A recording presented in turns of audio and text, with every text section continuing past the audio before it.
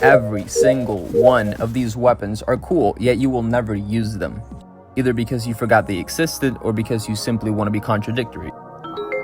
Destiny is one of the few cases in video games where players will use a gun that's very ugly just because it's strong. So I got to thinking, more like pondering really, about this more, because surely weapons that have an appealing look would certainly get picked, or at the very least stand out amongst the better one, or the powerful ones, if you will. Yet, Blood Feud and Tarnished Melee are two cases of many weapons from Season of the Plunder that I will be the first to admit are good weapons that I would use more often if they weren't outclassed.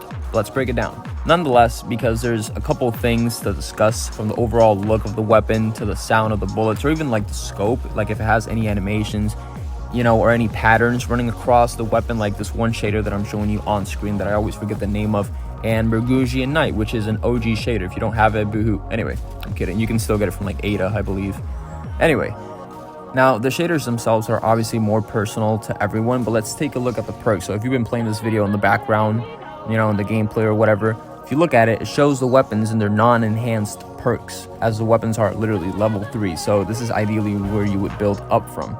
Tarnished can roll with Demolitionist and Dragonfly, and while you can get Headstone and Encore on Blood Feud, that's really about it. The two weapons look cooler than they are, which is why I'm mentioning them first, just to kind of like create a contrast, if you will. Because back when Ares was still a student at Hogwarts, like forever ago, right? Back in like her Wizard 101 days, she allowed you to be a hitman, and you can basically harass a poor victim somewhere on the moon in exchange for weapons. And I'm talking about the Lectern of Enchantment, or the enchantment, whatever. I think the Lectern of Enchantment is like that one Minecraft thing. If it is, I'm sorry, but you get the thing. It's like the thing next to her on the moon in Sanctuary, that specific fast travel.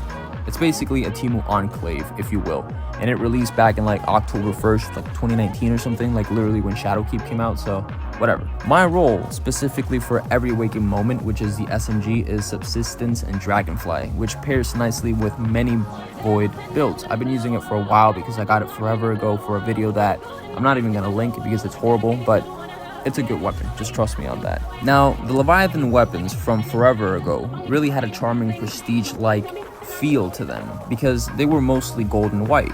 The Memento for Garden of Salvation is one of the coolest weapons in my opinion, and if you want a similar version of them without doing Garden, the weapons from Vesper's Host look identical. Kind of, not really.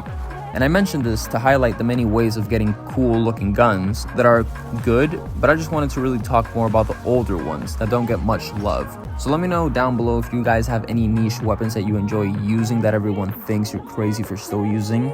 Because I can tell you, I have I believe 60 or 70,000 kill-ish, around that mark, Salvager Salvo, and I love that weapon. Something about bouncing that off of walls and stuff has really made the game and even raiding really fun for me. Ever since I got the weapon, there was probably like a 4 to 5 period, like months, where I was like the only thing I would use. In many videos, you could probably still see it if you go back on the channel. And in Crucible too, I would use that in many private matches with friends. It's just a very fun weapon, but would I use that for damage? Absolutely not, because I'm firing it's not worth it. I'm not gonna really break it down. Something like Wilder Fight would do a lot more damage, and if you guys follow Aegis, you would know because he's he's done the math already, is what I'm trying to say. Now, circling back a little to what I was talking about beforehand about the Leviathan weapons, I only got a couple chances to run Crown of Sorrow forever ago, back in the day, and I think the shotgun that's on screen, Emperor's Courtesy or something like that, I think that's the name of it. This particular shotgun, it's not that the roll is good, but I only kept it because, Crown of Sorrow isn't in the game anymore.